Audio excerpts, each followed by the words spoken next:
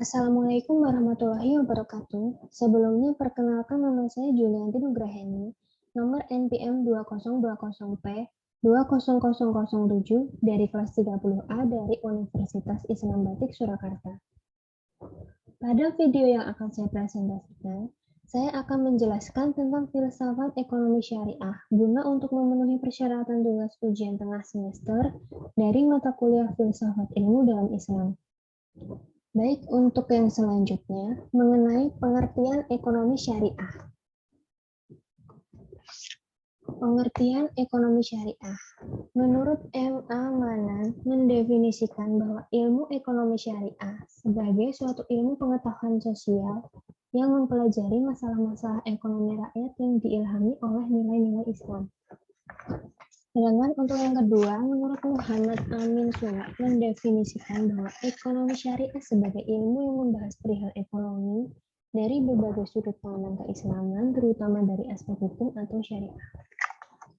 Nah, dari definisi di atas dapat kita simpulkan bahwa aturan yang berlaku dalam ekonomi syariah merupakan refleksi dari ajaran dan nilai-nilai Islam, baik dalam berekonomi maupun beribadah. Pada dasarnya, ilmu ekonomi adalah ilmu yang menjelaskan cara untuk memenuhi kebutuhan hidup manusia, guna untuk menjaga kelangsungan hidupnya. Maka tidak ayal bahwa ekonomi lainnya bahwa ekonomi syariah merupakan ilmu yang dapat diterapkan dalam sendi-sendi kehidupan manusia dalam memenuhi kebutuhan untuk kelangsungan hidupnya. Baik, untuk yang selanjutnya adalah mengenai ekonomi dalam Islam. Ekonomi dalam Islam pun telah muncul bersamaan dengan kehadiran Islam itu sendiri. Pada umumnya, pakar ekonomi yang menafsirkan pengertian dari ekonomi Islam itu sendiri diantaranya mengatakan bahwa ekonomi Islam adalah ilmu yang mempelajari usaha manusia untuk mengalokasikan sumber daya untuk mencapai falah berdasarkan pada prinsip dan nilai Al-Quran dan Sunnah. Nah, untuk Islam itu sendiri diantaranya mengatakan bahwa ilmu yang mempelajari atau mengalokasikan sumber daya sebagai falah tersebut sudah tercantum dalam Al-Quran surat Al-Jumu'ah ayat 10, yang artinya adalah apabila sholat telah dilaksanakan, maka bertebarlah kamu di muka bumi, dan carilah karunia Allah dan ingatlah Allah banyak-banyak, agar kamu beruntung. Nah, sistem ekonomi syariah menetapkan bahwa seluruh harta harus digunakan sesuai dengan petunjuk ajaran Islam. Hal itu terlihat jelas pada pelarangan riba dalam perekonomian yang bukan hanya merupakan persoalan internal umat Islam saja, tetapi juga kalangan masyarakat di luar Islam memandang riba adalah persoalan yang serius.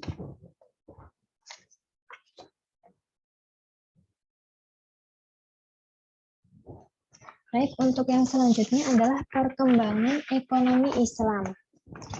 Perkembangan ekonomi Islam tidak serta-merta tumbuh berkembang secara pesat, tetapi melalui berbagai tahapan, sejak awal hingga kebekuan. Sejumlah negara muslim secara jujur tengah mempertimbangkan reformasi sistem perbankan dan keuangan mereka sesuai dengan ajaran Islam. Tantangan yang dihadapi negara-negara muslim ini adalah bagaimana mendesain dan menjalankan sebuah sistem perbankan dan keuangan yang sesuai dengan ideologi Islam, menghapuskan riba, dan membantu mewujudkan tujuan-tujuan sosioekonomi Islam. Beberapa negara non-muslim pun telah banyak yang mulai melirik sistem ekonomi Islam sebagai suatu solusi dalam mengatur permasalahan perekonomian. Mereka membuka Islamic Window antara lain Citibank, Cash Manhattan Bank, Australia and New Zealand, atau disingkat sebagai ANZ, Bank Hong Kong, and Shanghai Banking Corporation, atau disingkat sebagai HSBC, Bank of America, terus yang selanjutnya Commerzbank, Deutsche Bank, dan lain sebagainya. Nah, agama telah menetapkan aturan-aturan dalam menjalankan kehidupan ekonomi. Agama sudah mengatur melalui ajaran yang dicontohkan oleh Rasulullah Shallallahu Alaihi Wasallam hingga Khulafaur Rasyidin seperti dalam hal kebijakan fiskal, moneter hingga kebebasan individu. Pertumbuhan sistem ekonomi Islam di berbagai penjuru negara menjadi salah satu bukti bahwa sistem ekonomi Islam diperhitungkan dan diakui manfaatnya oleh umat manusia secara umum. Meskipun akar sistem ini telah muncul sejak kemunculannya.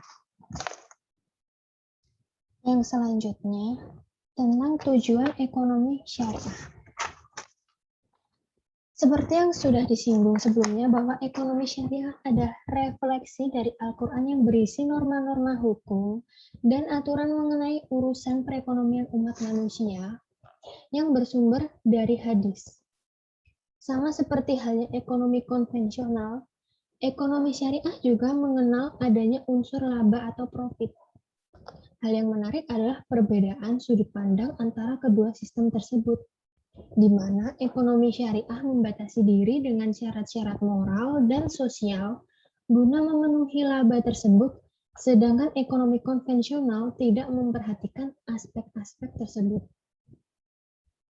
Maka dari itu terdapat 3 asas filsafat hukum dalam ekonomi syariah, yaitu yang pertama adalah semua yang ada di alam semesta, langit, bumi, serta sumber-sumber alam lainnya, bahkan harta kekayaan yang dikuasai oleh manusia, adalah milik Allah Subhanahu wa Ta'ala, karena Dialah yang menciptakannya. Semua ciptaan Allah itu tunduk pada kehendak dan ketentuannya, seperti yang tertulis dalam Quran Surat At-Taha ayat 6 dan Quran Surat Al-Maidah ayat 120. Manusia sebagai khalifah berhak mengurus dan memanfaatkan alam semesta itu untuk kelangsungan hidup dan kehidupan manusia dan lingkungannya. Untuk yang kedua adalah Allah menciptakan manusia sebagai khalifah dengan alat perlengkapan yang sempurna, agar ia mampu melaksanakan tugas, hak, dan kewajibannya di bumi. Semua makhluk lain, terutama flora dan fauna, diciptakan Allah untuk manusia, agar dapat dimanfaatkan untuk kepentingan hidup manusia dan kehidupannya.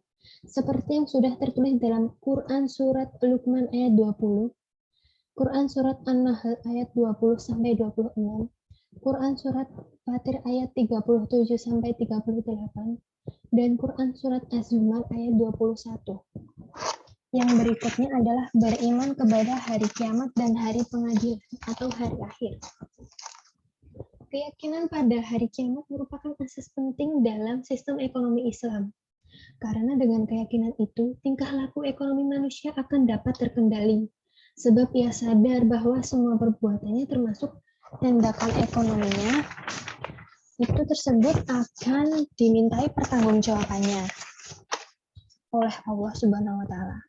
Maka pertanggungjawaban itu pun tidak hanya mengenai tingkah laku ekonominya saja, tetapi juga mengenai harta kekayaan yang diamanahkan oleh Allah kepada manusia. Ketika asas pokok filsafat hukum ekonomi Islam tersebut melahirkan nilai-nilai dasar yang menjadi sistem hukum ekonomi Islam. Ya, di antaranya sebagai berikut asas-asasnya. Yang pertama adalah kepemilikan. Sejatinya manusia memang dilahirkan untuk mengurus dan mengelola segala apa-apa yang ada di bumi. Maka tidak tertutup kemungkinan bahwa manusia juga ingin melakukan atau memiliki sesuatu guna kelangsungan hidupnya.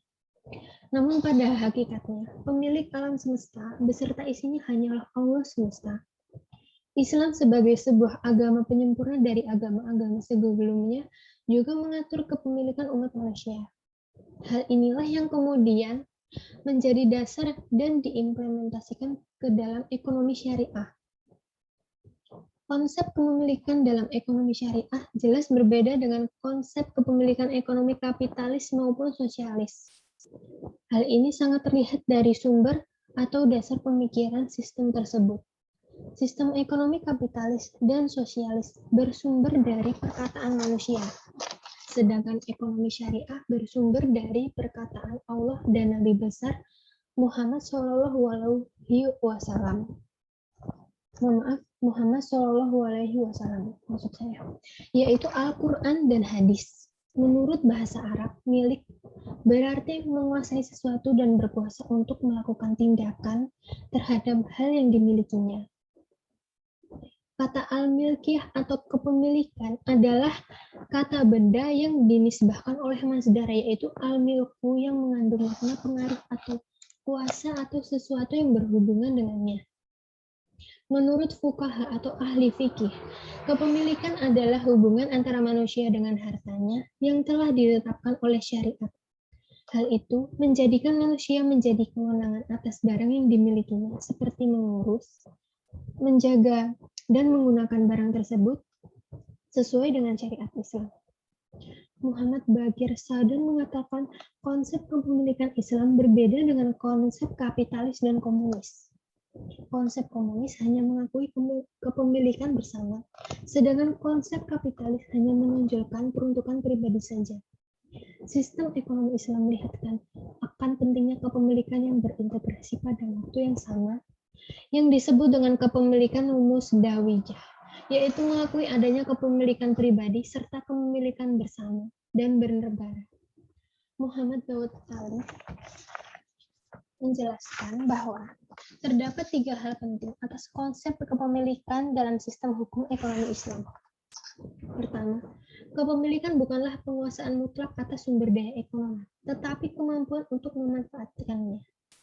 Kedua, lamanya kepemilikan atas suatu benda terbatas pada lamanya manusia hidup di dunia.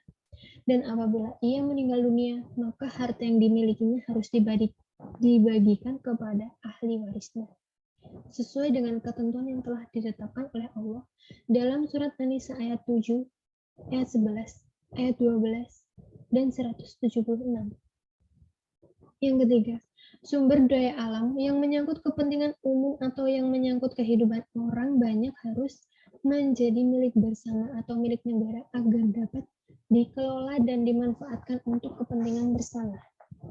Yang kedua, kita masuk ke dalam asas kemaslahatan. Kebahagiaan dunia dan akhirat tentu merupakan sebuah tujuan hidup yang ingin diraih oleh setiap umat muslim dalam rangka beribadah kepada Allah Subhanahu wa taala. Apabila setiap umat muslim memegang teguh tujuan mulia tersebut, tentu ia tidak akan berperilaku sesuka hati. Di samping itu, pemenuhan kebutuhan dan pencapaian keinginan pada kenyataannya memerlukan banyak hal yang mendukung untuk memenuhi kebutuhan tersebut.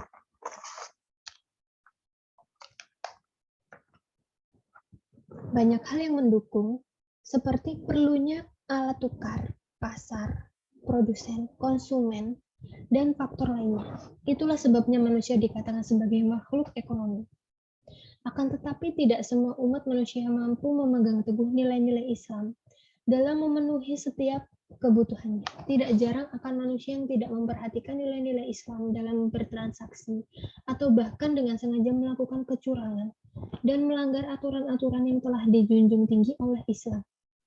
Hal yang demikian itu menjadi atau seperti kecurangan tersebut itu akan membuat Islam itu sendiri akan berdampak buruk seperti itu.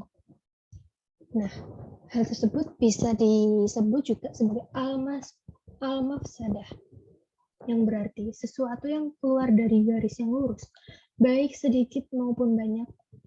Islam sendiri sebagai ajaran terakhir yang dirahmati oleh Allah Subhanahu wa taala sangatlah memperhatikan aspek-aspek ekonomi. Karena Islam memandang bahwa kegiatan berekonomi bukan hanya sekedar memenuhi kebutuhan hidup saja, namun harus memperhatikan kemaslahatan bersama. Maslahah berasal dari bahasa Arab, yaitu salaha yasluhu. Kata tersebut memang tidak ditemukan di dalam Al-Quran, namun kata tersebut dilafalkan dalam bentuk lain, sebanyak 108 kali.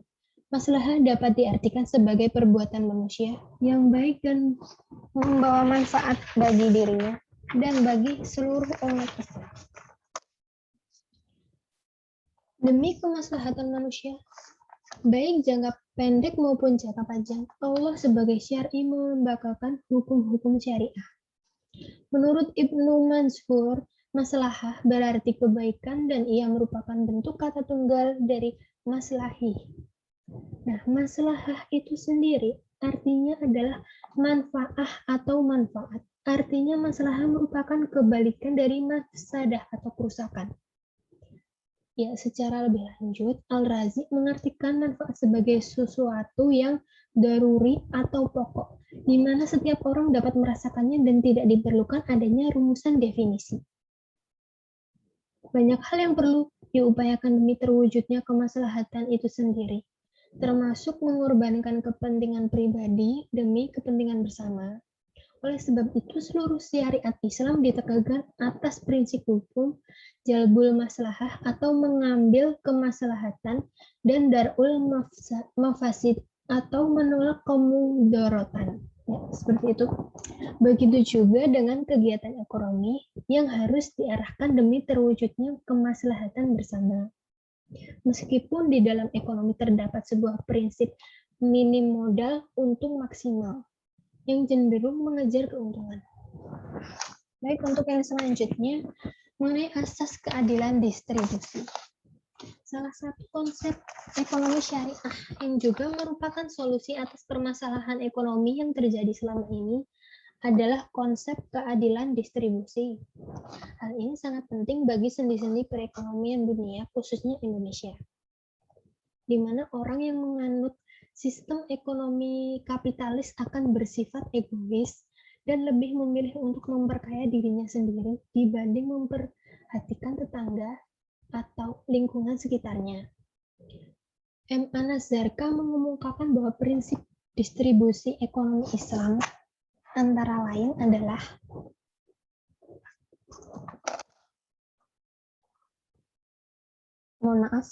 yang pertama, pemenuhan kebutuhan bagi semua makhluk. Yang kedua, menimbulkan efek positif bagi orang yang melakukannya. Yang ketiga, menciptakan kebaikan di antara semua orang atau si kaya dan yang miskin. Untuk yang keempat, mengurangi kesenjangan pendapatan. Yang kelima, memanfaatkan sumber daya alam dan aset tetap dengan baik. Yang terakhir, memberikan harapan pada orang lain melalui pemberian. Nah, dari pemaparan tersebut di atas, dapat kita simpulkan bahwa ekonomi syariah sendiri sangat menjunjung tinggi pemenuhan hidup umat manusia, baik untuk diri sendiri maupun orang lain. Bahkan manfaat yang akan diperoleh bukan hanya dari sisi jasmani saja, tetapi juga memberikan manfaat bagi sisi rohani. M. Syafi'i Antonio lebih lanjut menegaskan juga bahwa terdapat dua sistem distribusi utama dalam Islam.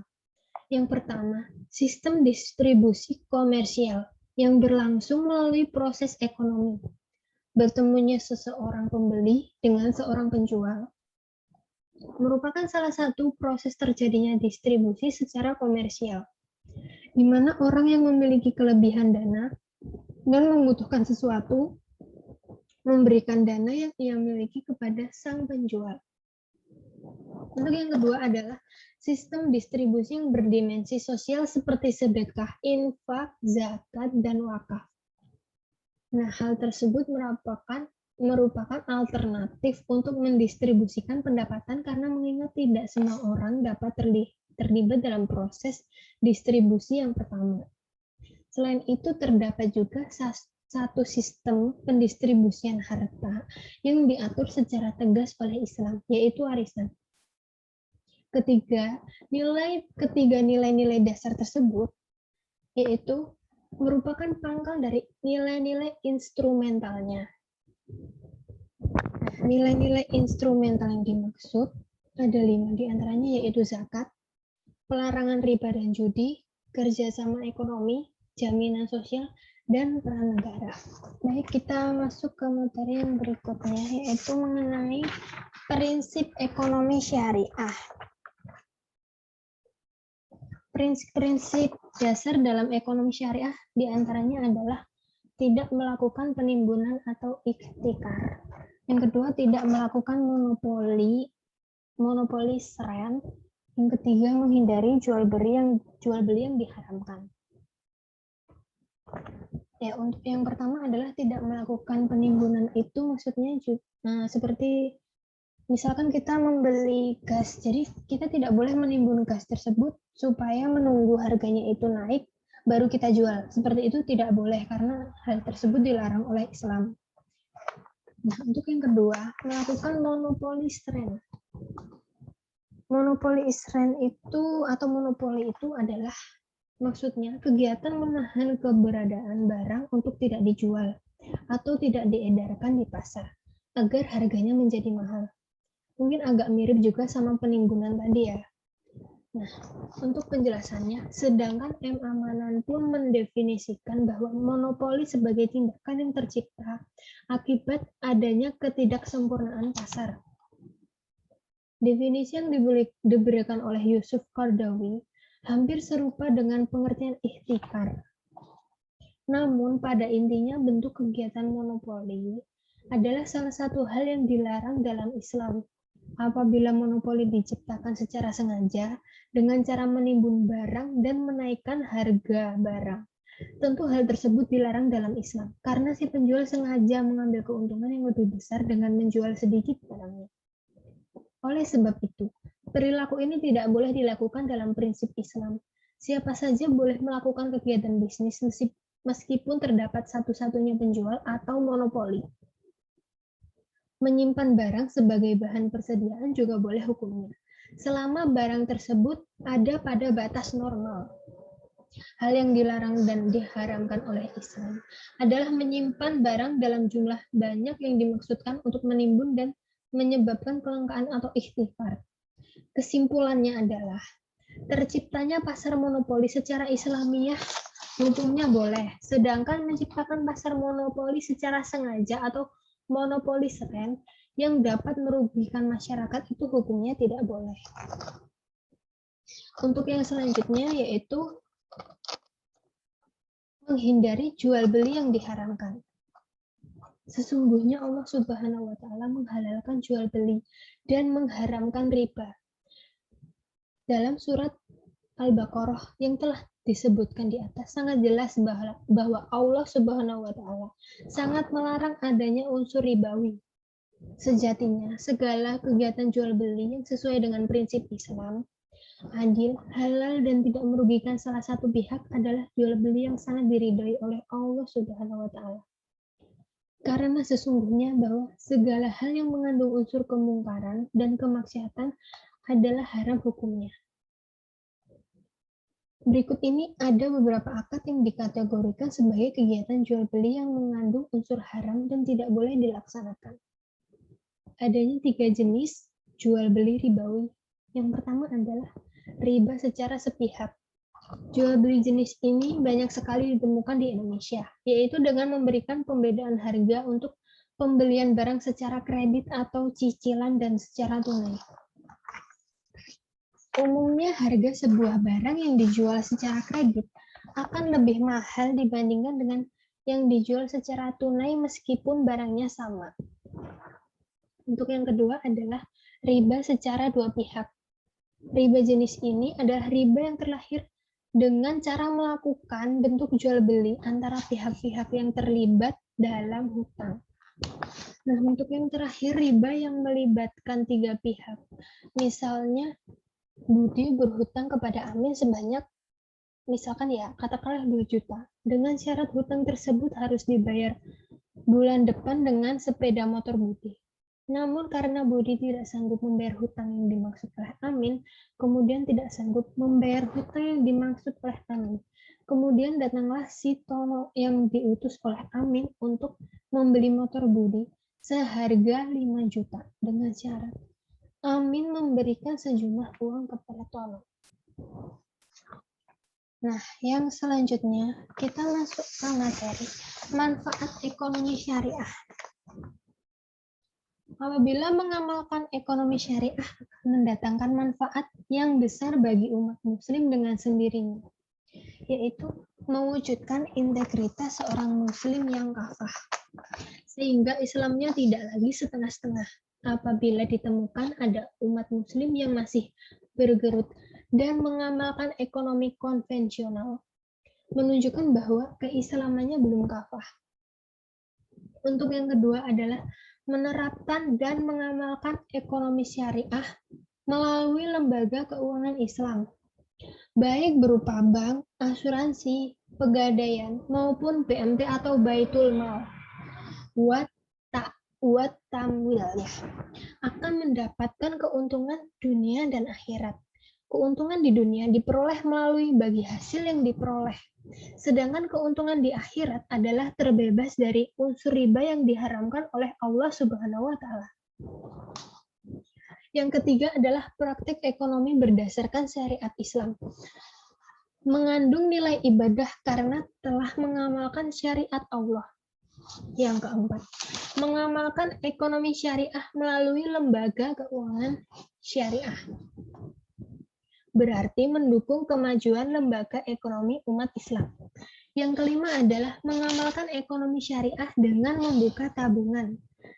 Ya, tabungan bisa juga memakai deposito atau menjadi nasabah asuransi syariah, berarti mendukung upaya pemberdayaan ekonomi umat.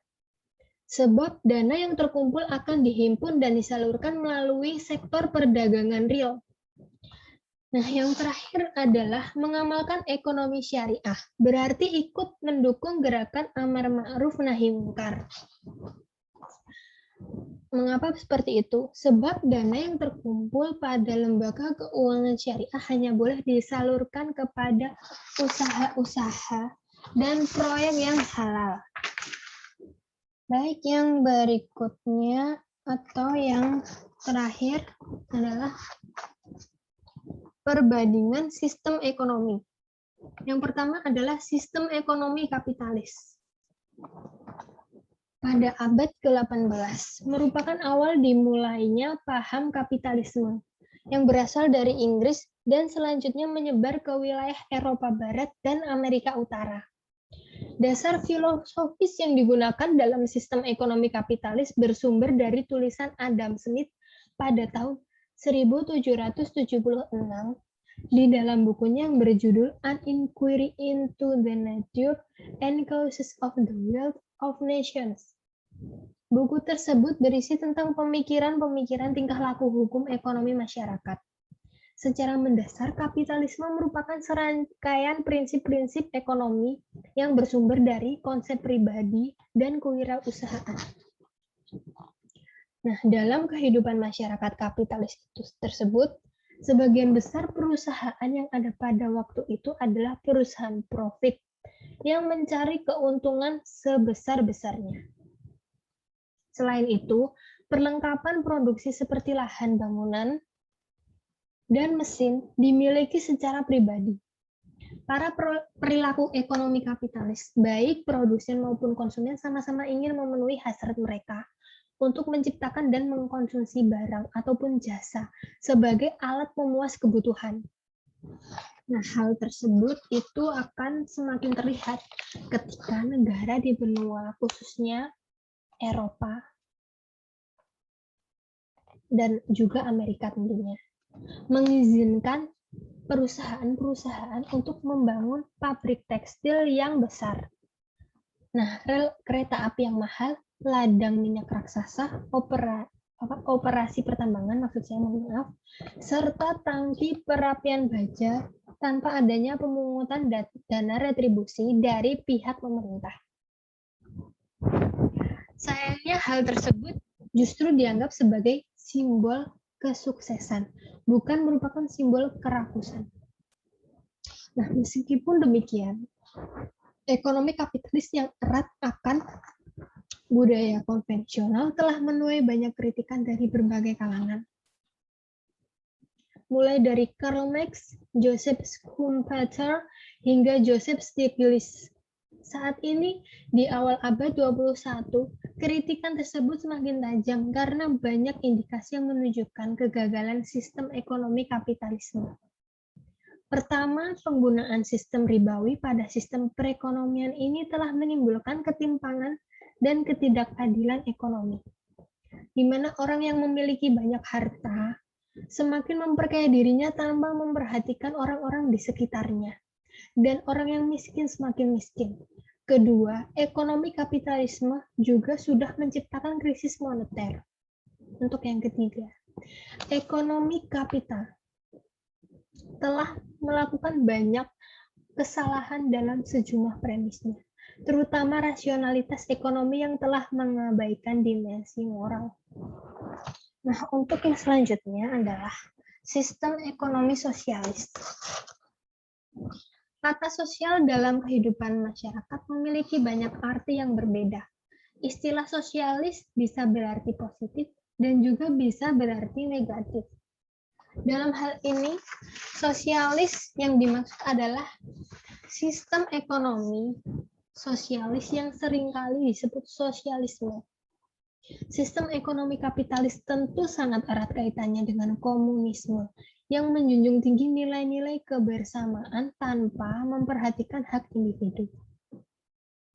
John Stuart Mill pada tahun 1806 sampai 1873 mengatakan bahwa sosialisme dapat diartikan sebagai bentuk perekonomian, di mana pemerintah bertindak sebagai pihak yang dapat dipercaya oleh masyarakat dan menasionalisasikan industri besar dan strategi seperti pertambangan, jalan dan jembatan, kereta api, serta perusahaan yang lain yang menyangkut hajat kehidupan orang banyak.